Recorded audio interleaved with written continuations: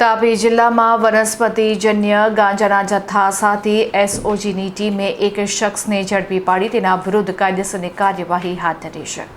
સુરત વિભાગના પોલીસ મહાનિરીક્ષક પ્રેમવીરસિંહ અને તાપી વ્યારાના પોલીસ અધિક્ષક જે.એન. દેસાઈની સૂચના હેઠળ તાપી એસઓજી ટીમે મોટી સફળતા મેળવી છે.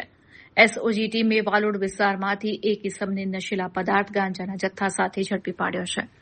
મળતી વિગતો અનુસાર એસઓજી પોલીસ ઇન્સ્પેક્ટર કે.ડી. મંડોરાના માર્ગદર્શન હેઠળ પોલીસ સબ ઇન્સ્પેક્ટર એન.પી. ગરાસિયા અને તેમની ટીમને મળેલી ચોક્કસ બાતમીના આધારે દરોડો પાડવામાં આવ્યો હતો.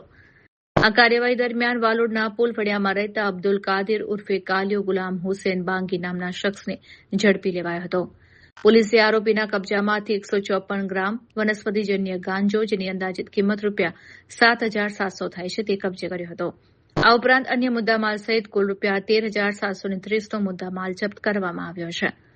આ મામલે વાલોડ પોલીસ સ્ટેશનમાં એનડીપીએસ 1985 એક્ટ હેઠળ ગુનો નોંધી કાયદેસરની કાર્યવાહી હાથ ધરાઈ છે, જ્યારે નશીલો પદાર્થ સપ્લાય કરનાર અન્ય એક આરોપીને વોન્ટેડ જાહેર કરાયો છે.